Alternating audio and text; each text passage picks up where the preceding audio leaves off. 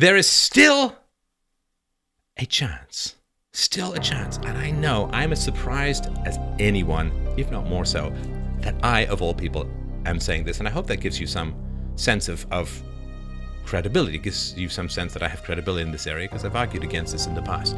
No. America, the West, is not full-on banana republic as yet. There is still a chance to punish two-faced liars. And I don't just mean by withholding office from them, although Lord knows for power junkies, for political junkies, that's reason enough. You know, political power is more addictive than cocaine biochemically. We get a high, a dopamine hit when we rise up in the political chain. It's not just keeping their drug of choice away from them. As Trump said, special investigators, jail time. It's potential. The West is not a full-on banana republic yet, but we are close. In America, I'm going to use the we. I'm not an American, but we are all in this together. Trust me, we are right on the border. America is not a full-on banana republic yet, but it is only one election away from becoming one. One election away.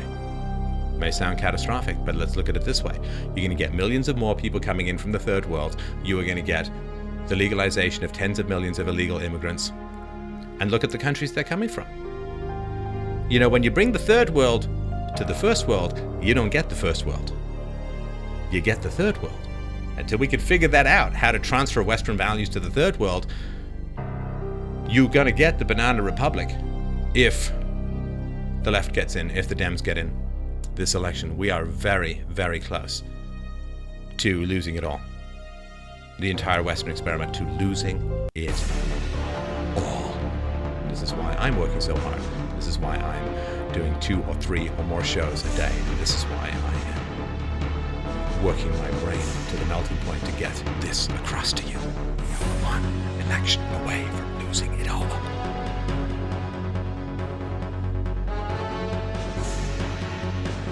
Whether we end up pulling back from the brink, whether we end up taking the higher road back to reclaim the freedoms that we are right on the edge of losing. That's up to you. Please, you must understand this. I am not doing these videos for your entertainment. I hope that they're enjoyable. I am not doing these videos so that you feel, oh no, it's covered. People are out there doing stuff, so I don't have to worry about freedom anymore. No, it is up to you. Up to you and you alone. It's not me. I'm not going to fix it for you. Not Mike Cernovich, not Ann Coulter, not Charles C. Johnson, not Paul Joseph Watson, not Alex Jones, not Lauren Southern, not Vox Day, Jason Witchwine, or even Donald Trump. Nobody is going to save what we have but you. You understand? This is the time when the planets align. This is the time when everything comes together. This next month is the time when everything comes together. And you don't have to play a game. You don't have to play a video game. You are in a war of ideas at the moment, and now is the time to step up. Now is the time to get involved. Now is the time to get people motivated. Now is the time to get people to go ahead and vote. You don't want to vote. I'm going to tell you, you don't want to vote because of the facts. The facts are that voting means nothing. It's worse than meaning nothing. It encourages participation in a coercive and destructive system. It gives sanction to evil. And people have been voting for a smaller government for decades. Reagan is still called a fiscal conservative, though federal spending went increased 2/3 under his rule. The federal government has grown by leaps and bounds under the Democrats. Bill Clinton kept the bombing going in Serbia and Iraq.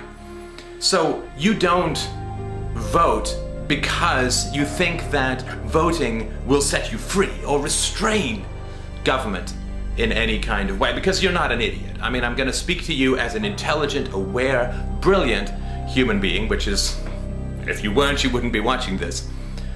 And so I'm not going to give you facts, because facts would be insulting to you. Facts would be to indicate that you are unable to process the basic reality of the world that you live in and the historical evidence of the futility of trying to restrain an agency of violence like the state by begging for crumbs from the table or favors. So you know that the government is fundamentally coercive. It is a coercive institution that's That's what it does. That's all it is. And you know that voting is a pitiful plea. It is a beg. Please, master, give me back a little bit of what you have stolen.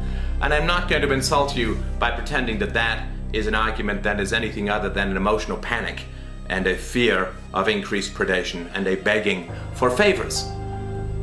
The reality of the state is that they'll take whatever they want from you because they have the guns and the jails and the military, and that they will attempt to bribe you to get you to participate and give them moral sanction for their theft by getting you to participate in a system that allows you to choose this, that, and the other. Of course, you can only choose your master. You can't choose not to be a slave, which of course is why the whole thing is so patently ridiculous. Now is the time to save everything that we have inherited, everything that our forefathers bled and died to provide to us. Now is the time.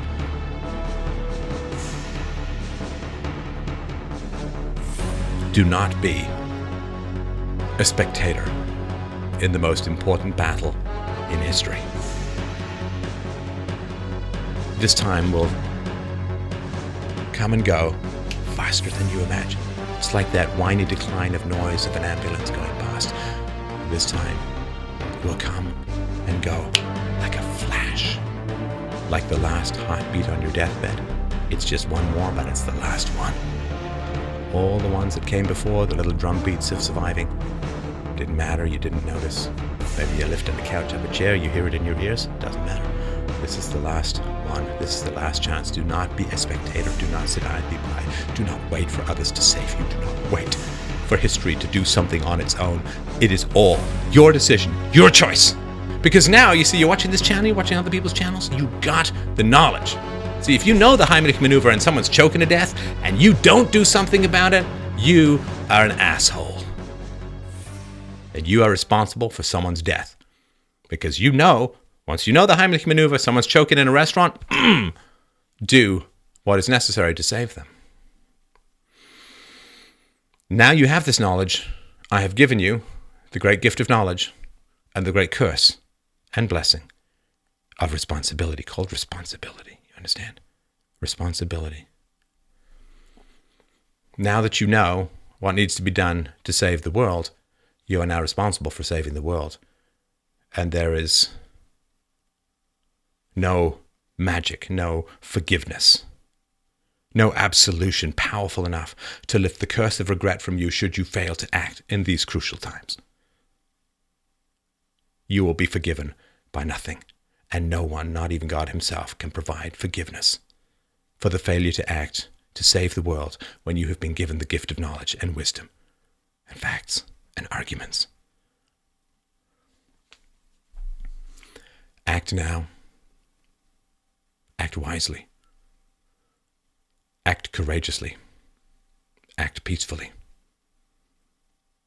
Otherwise, the fall of freedom.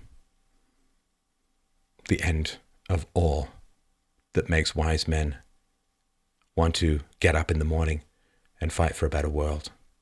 All that we have inherited, all the gifts so hard won in our bitter and bloody history that have been given to us. The fall of all of this, if you fail to act, will be no one's fault.